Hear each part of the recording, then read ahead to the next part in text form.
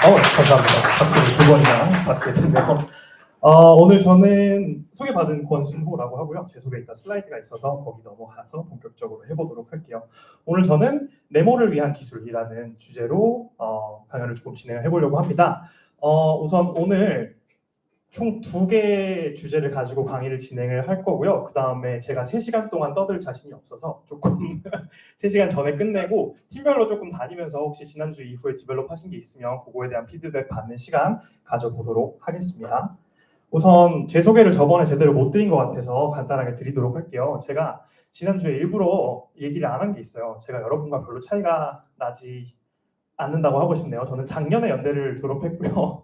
그래서 17학번이고 작년에 이제 졸업을 하고 지금은 조지아텍 박사과정에 입학을 해서 휴먼 센터드 컴퓨팅이라는 전공을 가지고 이제 박사 연구원 겸 학위를 수행을 하고 있고요.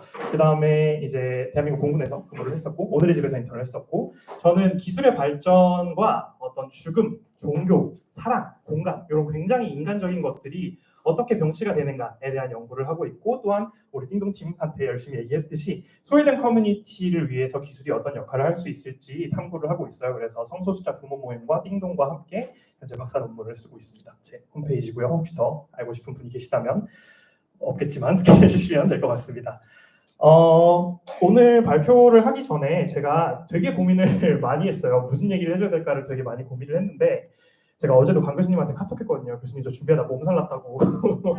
진짜 제가 수행 맞고 왔어요 지금. 너무 발표 준비를 막 고민을 했던 게 너무 다른 전공의 친구들이 와 있고 너무 다른 프로젝트를 하는 친구들이 모여 있고 너무 다른 학년의 친구들이 모여 있는 걸로 알고 있어서 뭔가 무슨 얘기를 해줄까라고 고민을 하다가 굉장히 구체적인 얘기보다는 우리가 이 자리에 모인 하나의 이유가 있잖아요. 우리는 Tech for Impact라는 키워드 하나로 모인 거니까 이 Tech for Impact를 가지고 얘기를 해보면 좋겠다라는 생각을 했어요.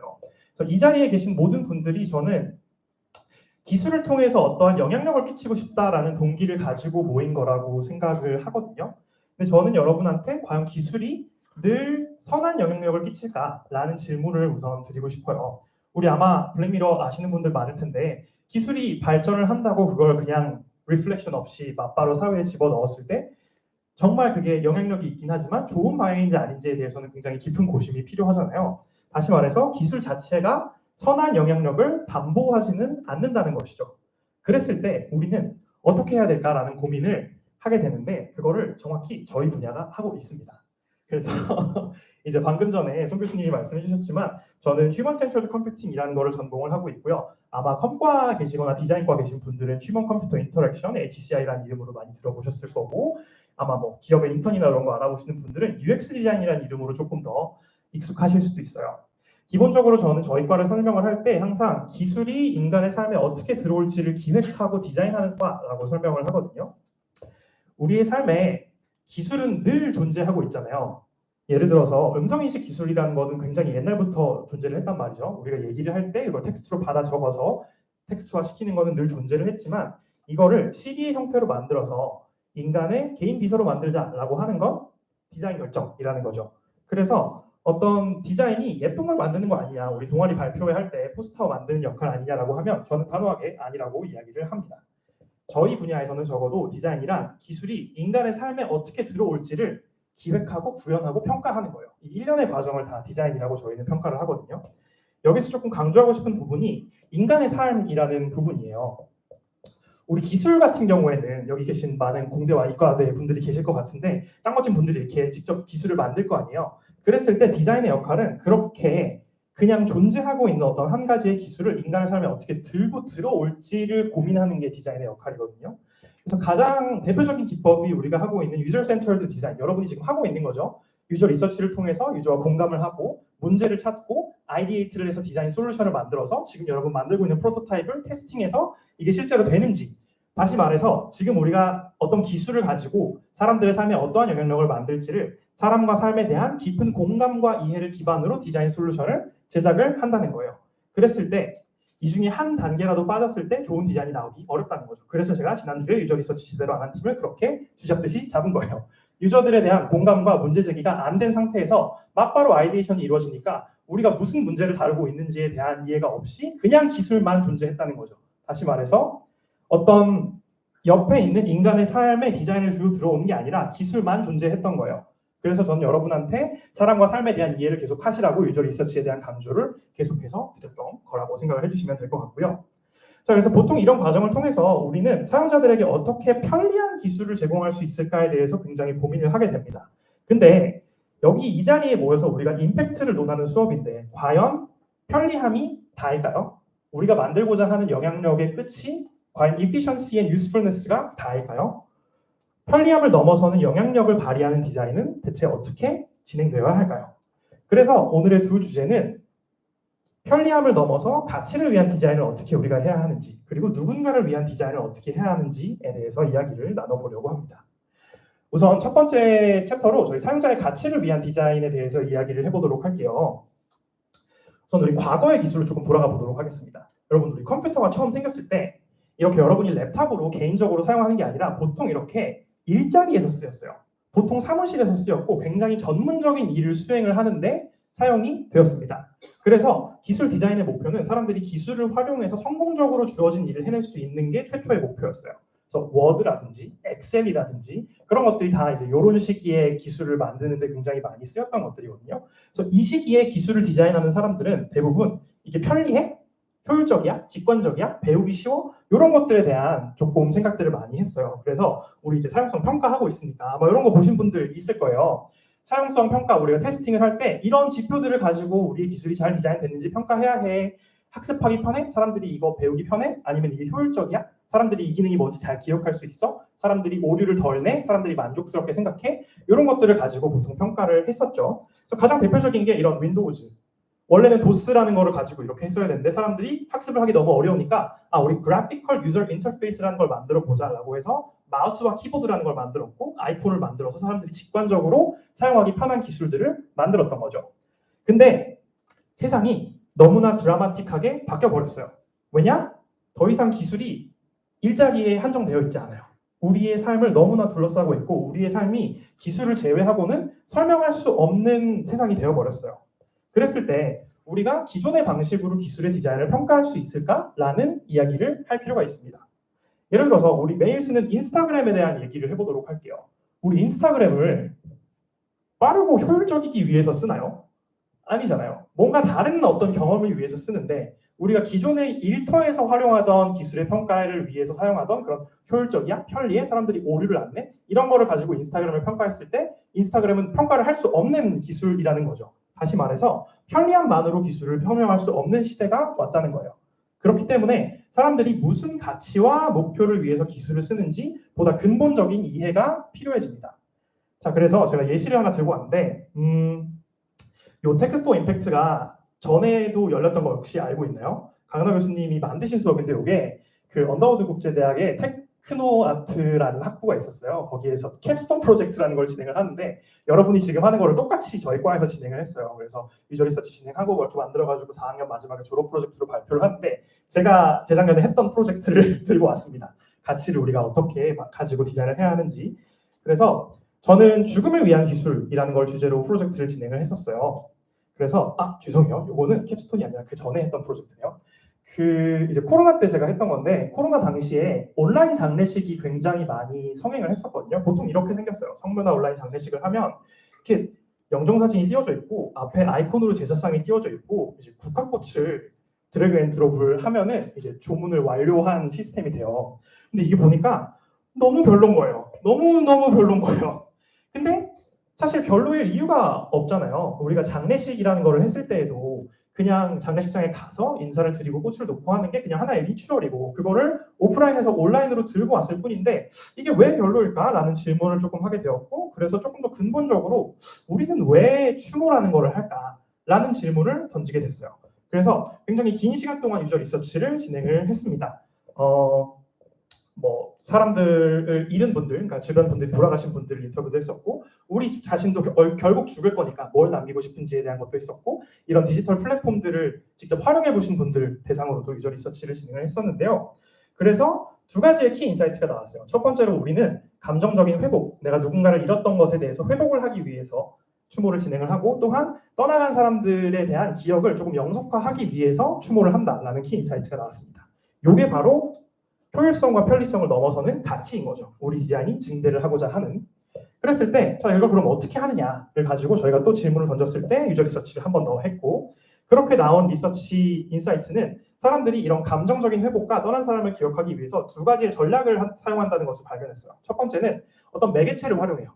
떠난 사람이 나에게 남겨준 사진이든 이 사람의 묘비든 유품이든 이런 걸 통해서 그래 이 사람이 내 곁에 있었어라는 감정적인 회복과 더불어서 그래 이 사람이 더 이상 사라진 게 아니야 라는 기억하는 매개체로 활용을 하고, 또한 다른 사람들과 대화를 굉장히 많이 했습니다. 우리 장례식 가보신 분 있으실지 모르겠지만 가면은 돌아가신 분들에 대한 이야기를 굉장히 많이 해요. 근데 그 행위 자체가 어떠한 힐링이 되고 아 그래 이 사람을 나만 하는 게 아니었어라는 하나의 타인과의 대화가 큰 전략이 됐다라는 인사이트가 있었죠. 근데 제가 요거를 보고 디자인 아이디에이션을 하는데 요 매개체와 타인과의 대화라는 두 가지의 전략이 소셜미디어와 굉장히 닮았다는 생각이 들더라고요. 우리는 어떠한 매개체를 소셜미디어에 업로드를 하고 그 소셜미디어에서 대화를 막 주고받잖아요. 그래서 저희는 디자인 솔루션으로 우리 저번에 제가 카카오 맵에 인베드하라고 한 팀 있었죠. 인스타그램에 이걸 인베드를 시켰어요. 이미 인스타그램에 있는 시스템 속에서 어떤 사람이 돌아가신 후에 이걸 추모 계정으로 바꾼다면 우리가 어떤 기능들을 추가할 수 있을까 해서 여러 가지 기능들을 구현을 해서 테스팅을 진행을 했었고, 그래서 이게 이제 예시 UI였었는데요. 제가 2학년 때 했던 거라 아주 정확하죠. 아무튼 그랬었는데 이게 저는 굉장히 신기했던 게, 그리고 머지않아서 카카오톡에도 이런 추모 프로필 계정이 실제로 생겼고 인스타그램에도 실제로 머지않아서 이 프로필들이 생겼습니다. 그래서 저희가 리서치를 굉장히 잘했다는 생각이 들더라고요. 우리는 어떠한 가치를 위해서 디자인을 하는가라는 질문에서 요 인스타그램이 가지고 있는 매개체 그리고 커뮤니티라는 어떤 전략이 누군가를 기억시키고 누군가를 통해서 어떤 위로를 받고 싶다는 가치를 증대시킨다는 가능성을 발견을 했고, 인스타에 계신 분들도 아마 비슷하게 생각을 하신 것 같아요. 그래서 이러한 방식의 가치 중심의 디자인 예시를 들고 왔고요. 또 다른 예시, 요게 이제 작년에 제가 테크 포 임팩트에서 했던 프로젝트인데요. 조금 분위기를 바꿔서 저희가 요 프로젝트를 진행하기 이태원 참사가 있었어요. 그래서 요 굉장히 안타까운 사건들을 보면서 제 주변에서 직접 알진 않지만 건너서 떠난 분들도 이제 소식을 듣게 되고 하면서 여러 가지 생각을 조금 하게 되더라고요. 그 중에 하나가 우리는 언제나 죽을 수 있잖아요. 사실 오늘 제가 강의를 끝내고 돌아가는 길에 버스에서 사고가 날 수도 있는 것이고, 그랬을 때 내가 내일 죽으면 나의 디지털 흔적들은 어떻게 될까라는 생각이 들더라고요. 근데 그러고 나서 이제 이런 죽음 준비 서비스들을 막 찾아보는데 대부분 어떤 노인 중심의 서비스인 거예요. 유서 준비라든지 뭐 상속이라든지. 그래서 그럼 젊은 세대들의 죽음 준비는 조금 어떻게 다를까? 우리는 왜 죽음 준비를 하고 싶을까? 라는 질문들이 조금 생기더라고요. 그래서 또 마찬가지로 굉장히 긴 시간 동안 유저 리서치를 진행을 했습니다. 그래서 요거는 제가 유저 리서치 기법을 하나 소개시켜드리고 싶어서 일부러 들고 왔는데, Cultural Probe라는 기법이에요. 이걸 돌려보는 게 나을까요? 하나 혹시 돌려볼 수 있나요? 보통 인터뷰 같은 경우에는 우리가 이렇게 리스트를 짜가지고 막 질문을 하잖아요. 근데 이 Cultural Probe 같은 경우에 프로브가 영단어로 탐사선이라는 뜻이에요. 그래서 지금 우리 엽서 앞에 보이는 것처럼 하나의 탐사선처럼 키트를 만들어서 저희는 굉장히 간단하게 했는데 뭐 일회용 카메라를 넣기도 하고 뭐 액티비티를 만들기도 해서 유저들한테 직접 이렇게 내려 보내는 거예요. 그럼 유저분들이 이걸 이렇게 작성을 해서 우리한테 돌려보내고 그걸 같이 꺼내놓고 인터뷰를 진행을 하는 방식인데, 저희는 이렇게 엽서식으로 만들어서 하나하나 봉투에 넣어서 패키징을 해서 사람들한테 나눠줬어요. 사람들이 매일 하루에 하나씩 까서 이거를 답변을 해서 들고 오라고 해서 뭐 월요일에는 나의 버킷리스트 적기, 둘째 날에는 내가 세상에 남길 5개의 사진 고르기, 세 번째에는 뭐 내가 세상에 남길 유품 3가지 고르기, 뭐 이런 식으로 태스크를 여러 가지를 만들어서 이걸 들고 와서 유저 인터뷰를 진행을 했고요. 자, 그랬을 때 아까와 마찬가지로 굉장히 여러 가지 사용자 가치들이 나왔어요. 첫 번째는 내가 남겨진 사람을 위로하고 싶어서 유품을 남기고 싶어요 라고 하는 사람들이 있었고, 두 번째는 내가 남겨진 사람들한테 실질적인 도움이 되고 싶어요. 어떤 금전적인 거라든지 장례식 행정 절차라든지 그런 거 내가 좀 미리 해두고 가고 싶다라고 하시는 분들이 있었고, 마지막으로 나는 좀 오래오래 기억되고 싶다, 세상에서 존재가 사라지고 싶지 않다, 이렇게 3가지 정도의 키 유저 가치를 발견을 했는데요. 여기서 우리가 한 단계를 더 들어가서 모두 다 남겨진 사람이라는 키워드를 얘기를 하시더라고요. 근데 이게 젊은 사람들에 대해서 조금 더 키 이슈인 이유가, 보통의 죽음 준비 플랫폼들은 남겨질 사람이라는 가치가 자기보다 어린 가족들이에요.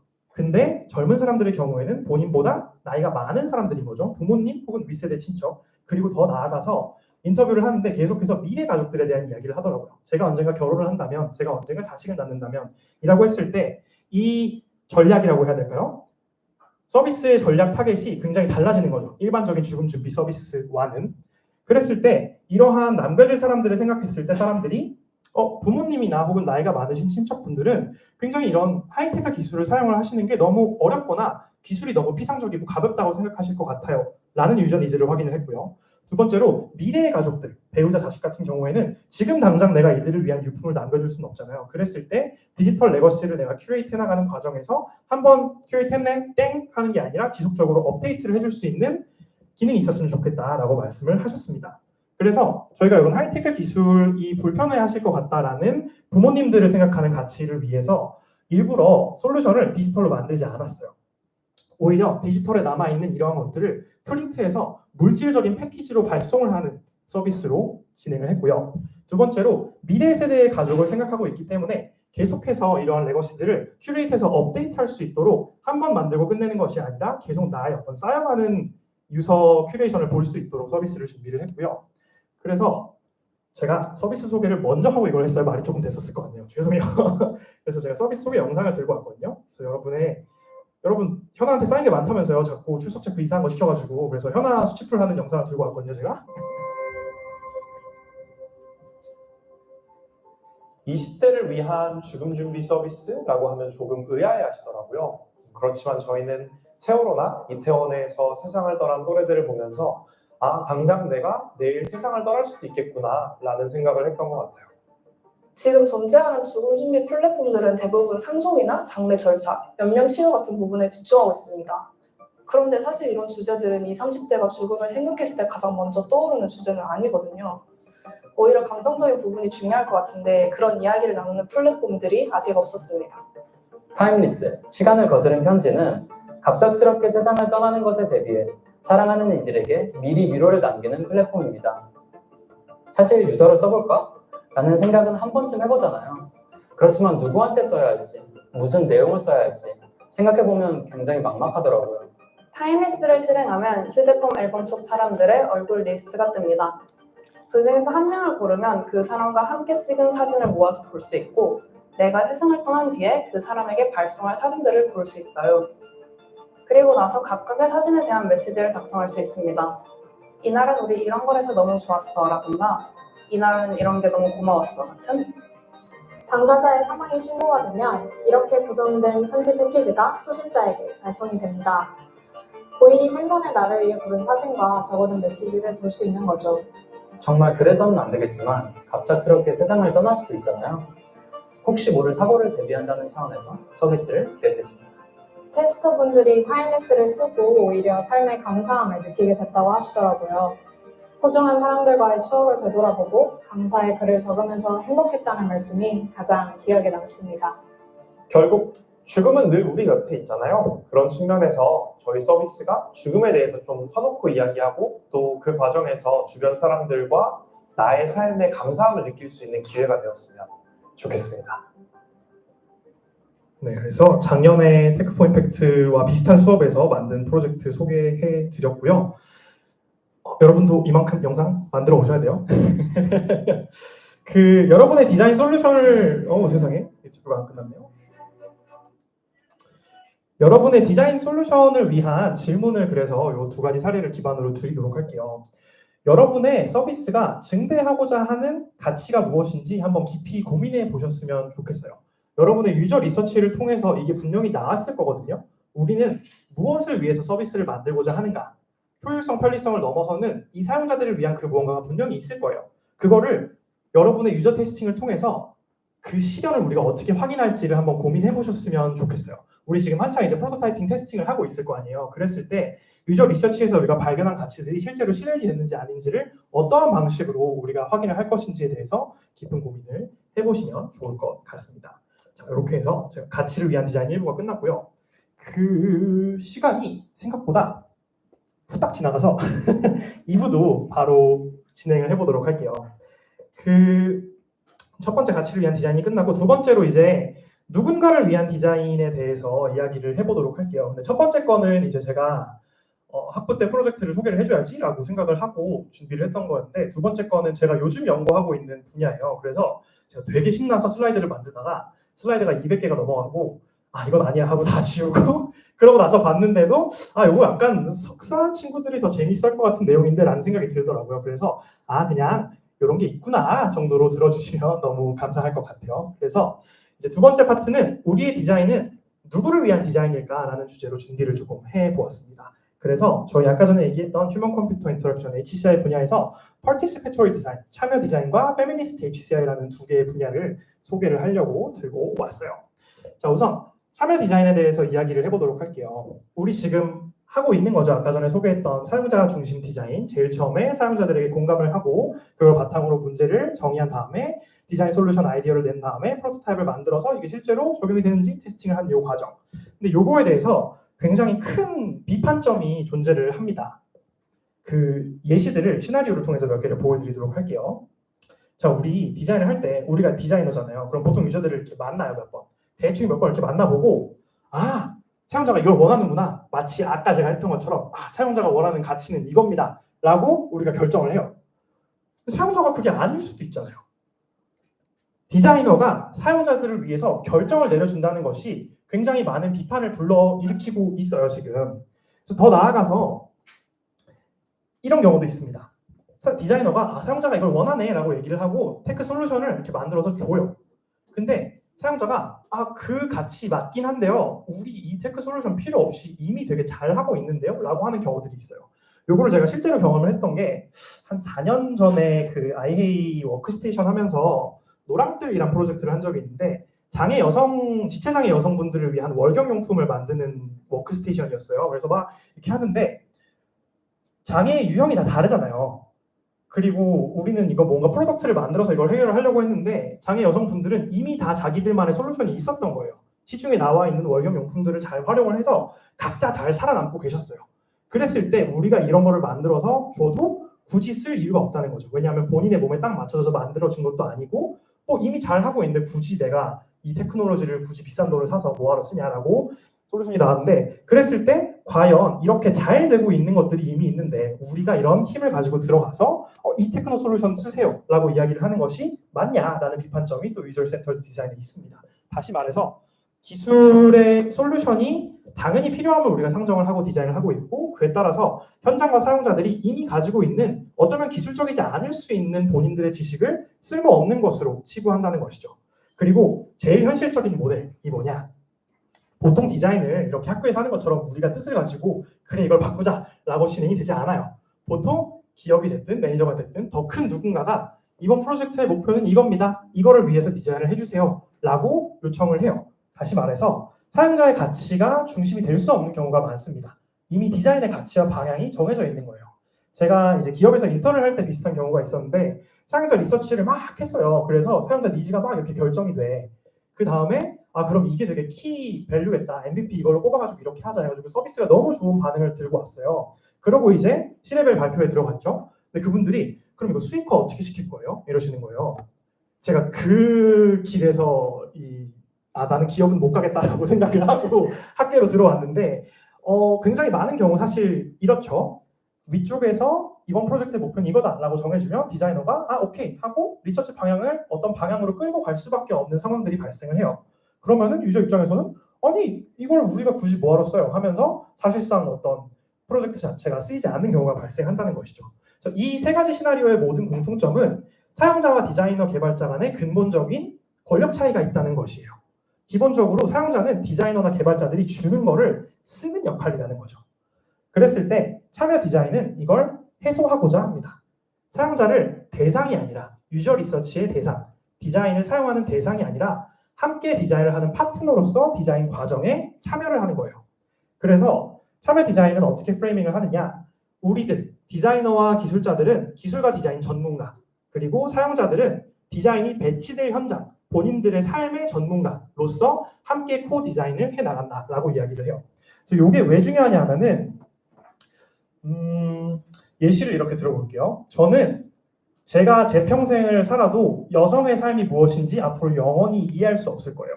왜냐하면 난 여성으로 살 수 없으니까.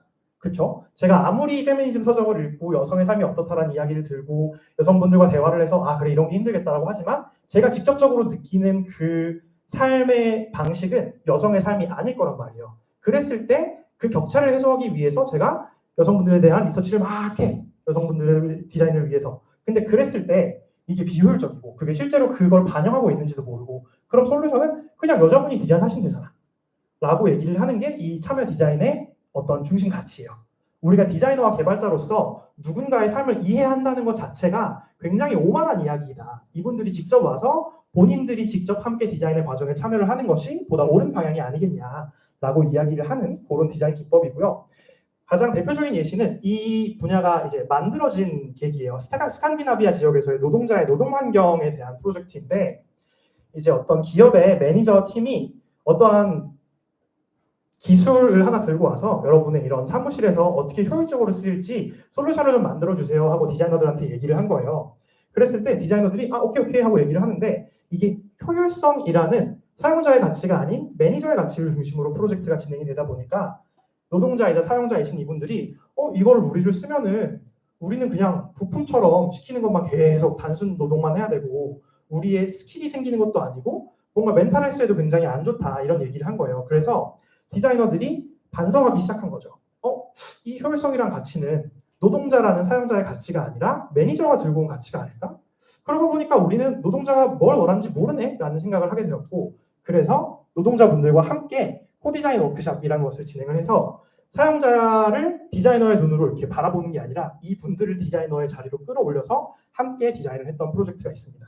그래서 참여 디자인에서 이야기를 하는 가장 중요한 것은 디자인과 기술이 솔루션이 아닐 수도 있다는 거예요. 이분들의 삶에서 진정 사용자 그리고 참여자를 위한 것이 무엇일지 고민을 하고 직접적으로 이분들의 삶에 임팩트를 만드는 것이 참여하는 디자인의 가장 큰 프린시플입니다.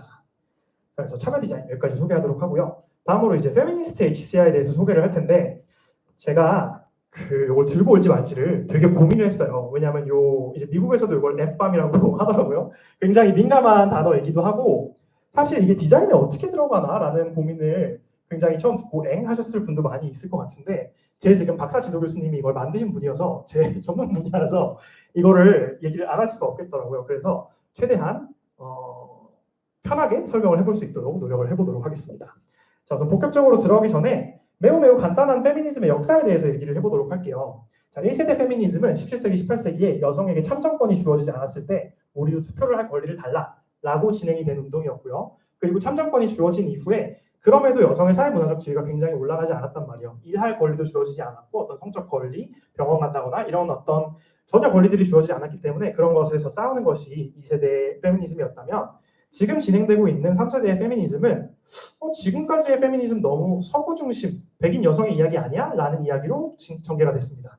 그래서 이러나 저러나 누군가의 목소리는 계속해서 지워지지 않냐라는 반성 속에서 흑인 여성들은, 아시안 여성들은, 성소수자 여성들은, 노동자 여성들은 이라는 질문이 이루어지기 시작했고 그래서 여성에 국한짓지 않고 주류 사회에서 지워지는 여러 가지 현실들에 집중을 하자라고 하는 게 3세대 페미니즘이에요. 그래서 저는 3세대 페미니즘을 누군가의 현실이 지워지는 사회에 대항하는 움직임이라고 하는데요. 이라고 제가 얘기를 하는데요. 여러 가지 정의가 있어서. 자, 그럼 우리가 사회에서 누군가가 어떻게 지워지는가에 대한 이야기를 조금 해볼 필요가 있어요. 저는 이거를 조금 단어가 세지만 일반화의 폭력성이라고 이야기를 하는데요. 우리 모두 굉장히 다른 현실을 살아가고 있잖아요. 아까 제가 얘기했던 것처럼 저는 남성으로서의 현실을 살아가고 있고 여성으로서의 현실을 살아가고 있고 저는 퀴어로서의 삶을 살아가고 있고 누군가는 아닐 수도 있고 그런 다른 현실을 살아가고 있는데 누군가 한 가지 정체성의 원칙을 가지고 사회를 돌린다면 그렇지 않은 사람들의 현실이 지워질 수 있다라는 거예요. 근데 이게 여기까지 들어가면 너무 사회학이 돼버리고 정치학이 돼버리기 때문에 우리 지금 하고 있는 디자인과 기술로 다시 끌고 들어와서 이야기를 해보도록 할게요. 한 가지 디자인이 모두에게 적용되면 누군가의 현실은 지워질 수밖에 없다. 이게 어떻게 진행이 되는지 예시를 들고 왔습니다.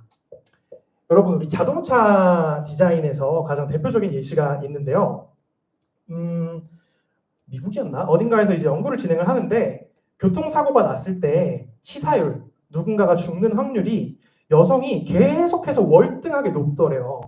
그래서 조사를 한 거죠. 이 팀이 왜 이렇게 계속 여자들만 많이 죽을까라고 했는데 이 자동차 디자인을 할 때 우리가 안전 테스팅을 하잖아요. 그래서 이 더미를 쓴단 말이에요. 근데 그때 당시에 이 더미가 여성의 신체 사이즈의 더미를 하나도 안 쓴 거예요. 그냥 그 스탠다드가 없었던 거죠. 다시 말해서 자동차 안전 테스팅의 스탠다드는 남성의 몸을 가지고 그걸 일반화를 시키다 보니 그 비장의 남성의 몸을 가지고 있지 않은 사람들의 현실은 지워질 수밖에 없었고, 그랬을 때 그것이 일반화되는 과정에서 이러한 피해자가 발생을 했다라고 하는 것이 대표적인 예시가 될 수 있겠습니다. 근데 이런 게 비단 남성과 여성만의 문제에서 발생하지는 않아요. 이게 이제 배드 디자인 하면은 가장 대표적으로 나오는 예시인데 월프로 워싱머신인가 하는 그런 세탁기인데, 이게 어떤 옷이든 유니버설하게 우리가 깔끔하게 빨아줄 수 있다라고 굉장히 예전에 전 세계적으로 판매를 진행을 했던 세탁기예요. 근데 이게 이제 인도 시장에 판매를 하게 됩니다. 근데 인도 분들의 옷을 여러분 혹시 보신 적이 있으신가요? 사리라는 옷인데 인도 여성분들한테 굉장히 센티멘털한 밸류를 가지고 있고 굉장히 문화적으로 소중한 옷이에요. 근데 저게 진짜 길어요. 한 10m 될 거예요, 진짜. 그래서 이렇게 몸에 이렇게 감고 하시는 거거든요. 당연히 저 세탁기에 들어갔을 때 끼고 하면서 난리가 난 거예요. 그래서 옷이 다 버려졌어요. 근데 이게 단순히 옷을 버린다의 문제가 아니라 이분들의 사용자의 가치, 이 옷에 가지고 있는 어떤 센티멘털한 문화적인 밸류가 너무나 중요한 거였는데, 이 디자인은 옷은 당연히 서구에 이렇게 생긴 거 아니야? 라고 하고 이 옷의 현실을 일반화를 했다는 것이죠. 그랬을 때 이 비서구권의 옷의 형태는 다 지워지고 그것이 피해 형태로 발생을 했다라는 예시가 되겠습니다. 자, 그러면은 성공적인 사례가 과연 있었을까? 마찬가지로 인도에서 진행됐던 랑골리 비주얼 폰북이라는 프로젝트인데요.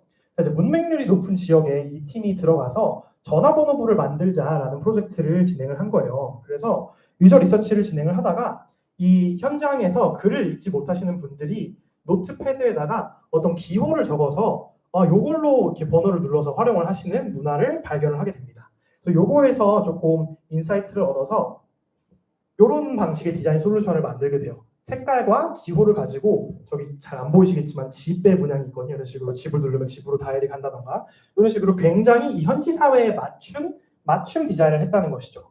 그랬을 때 이 폰북과 아까 전에 그 워싱머신을 한번 비교를 해보도록 할게요. 자, 왼쪽의 세탁기 같은 경우에는 one size fits all 솔루션이죠. 하나의 세탁기를 만들어서 이거 모두가 쓸 수 있어 라고 일반화를 목표로 했고, 그렇기 때문에 유니버설라이징하고 어떤 세부적인 문맥을 고려하지 않고 하나의 거대한 뭉뚱그림 속에서 하나의 솔루션을 만든 거예요. 그런데 반면 우리 오른쪽에 보는 솔루션 같은 경우에는 굉장히 로컬, 다른 사람들 신경 안 써. 우리는 정확히 이 지역의 문맹이신 이 분들을 위해서만 이 서비스를 만들 거야. 그래서 로컬라이즈 되어 있고 퍼스널라이즈 되어 있고 동시에 플루럴리스틱하죠. 다원주의적이에요. 이거를 모두한테 적용하자는 게 아니에요.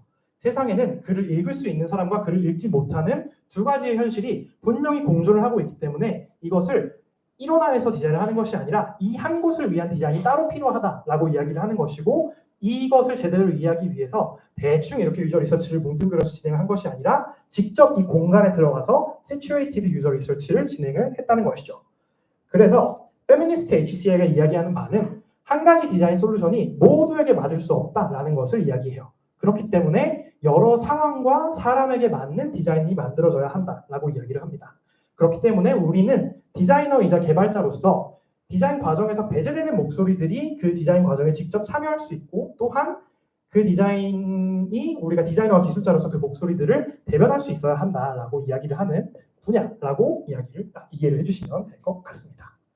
자, 그래서 두 번째 챕터 간단하게 정리하자면 디자인 솔루션은 누군가의 목소리를 반영할 수밖에 없어요. 우리 아까 전에 얘기했던 participatory 디자인, 참여 디자인 같은 경우에는 기업가나 디자이너의 목소리가 아니라 사용자의 목소리에 힘을 실어서 사용자가 직접 디자인을 하면 솔루션이 어떻게 바뀔까에 대한 이야기였고, 페미니스트 HCI 같은 경우에는 우리가 일반적으로 생각하는 주류 유저가 아니라 이 주류 유저를 상정함으로써 지워지는 사람들을 중심으로 디자인을 했을 때 디자인이 어떻게 달라질까에 대한 이야기를 하고 있습니다. 그랬을 때 우리 굉장히 많은 분들이 지금 소외된 계층, 소외된 marginalized 유저를 대상으로 디자인을 진행을 하고 있잖아요. 그랬을 때 여러분이 본인의 솔루션에 대해서 이 질문을 꼭 해보셨으면 좋겠어요. 우리의 디자인 솔루션은 누구의 목소리를 반영하고 있을까요? 그리고 그와 동시에 누구의 목소리를 배제하고 있을까요? 그래서 우리의 디자인은 진짜로 사용자를 위한, 사용자가 원하는 사용자의 목소리가 반영된 우리가 목표로 하고 있는 그 사용자의 가치가 반영된 솔루션인지 꼭 생각을 해보셨으면 좋겠습니다. 자, 그래서 마지막으로 한 가지 얘기하자면 여러분 의도가 나쁜 디자인은 저는 진짜 없다고 생각하거든요. 하지만 의도가 좋다고 항상 좋은 디자인이 나오는 건 아니에요. 분명히 이 세탁기도 의도가 나쁘진 않았을 거예요. 이게 막 우리가 이 사람들을 배제시킬 거야, 옷을 망칠 거야 하고 만든 디자인은 아닐 거란 말이에요. 하지만 이 디자인은 우리가 누구를 위해서 디자인하고 있을까? 우리가 그 사람들의 어떤 가치를 위해서 디자인을 하고 있을까에 대한 고민을 전혀 하지 않은 디자인이었던 거예요. 그랬을 때 저는 Tech for Impact가 사람들의 삶에 대한 깊은 이해와 공감에서 시작이 된다고 생각해요. 이게 누구에 대한 공감일 것인지, 그 사람들의 어떤 부분에 대한 공감일 것인지가 반드시 선행되어야 한다라고 생각을 하면서 여러분이 과연 누구의 어떤 가치를 위한 기술을 위해서 디자인을 하고 있는지 꼭 잘 고민을 지금 이 수업뿐만이 아니라 앞으로도 여러분이 이런 기술을 만들 기회가 있다면, 기술의 기획에 참여할 기회가 있다면 꼭 생각을 해보셨으면 좋겠고요. 이거는 제가 유저 테스팅을 할 때 여러분이 한 번씩 본인들한테 물어봤으면 좋겠는 거여서 넣어본 건데 간단하게 읽고 넘어갈게요. 우리의 사용자가 중요하게 생각하는 가치, 우리가 실현하고자 하는 가치는 무엇일까 물어보셨으면 좋겠고, 단순하고 피상적으로 저번에 발표할 때 사용자 조사에서 이렇게 나왔습니다가 아니라 사용자 조사를 했는데 우리가 이 부분이 정말 우리와 너무 공감이 됐다. 이것이 정말 너무 문제다. 그래서 그걸 기반으로 서비스의 목표를 이렇게 잡았다라고 나올 수 있어야 한다고 저는 생각해요. 그게 진짜 Tech for Impact겠죠. 그래서 여러분들이 최종 발표를 준비를 할 때든 유저 이밸루에이션을 할 때든 우리는 사용자들의 어떤 부분에 공감을 하고 있을까라는 생각을 꼭 가치를 생각을 해보셨으면 좋겠고요. 마찬가지로 우리는 누구를 위한 기술을 만들고 있는가에 대한 질문도 해보셨으면 좋겠어요. 이게 뭐가 잘못됐다 이런 게 아니라 우리의 서비스가 가장 크게 반영한 목소리는 누구일까? 예를 들어서 우리가 주유저를 만들어 놓으면 그걸로 인해서 부유저는 작아질 수 있잖아요. 그랬을 때 가장 크게 반영한 목소리는 누구인지, 사용자의 목소리가 구체적으로 어떻게 반영이 됐는지, 그리고 디자이너와 기술자로서 내가 내린 판단들이 분명히 있을 거란 말이에요. 그게 뭘 지우진 않았는지, 나의 목소리는 얼만큼 반영이 되어 있는지, 그리고 이 과정에서 의도치 않게 지워진 목소리가 무엇인지에 대해서 꼭 고민을 해보시는 과정이 있었으면 좋겠습니다. 그래서 생각보다 빨리 끝났는데 여기까지 발표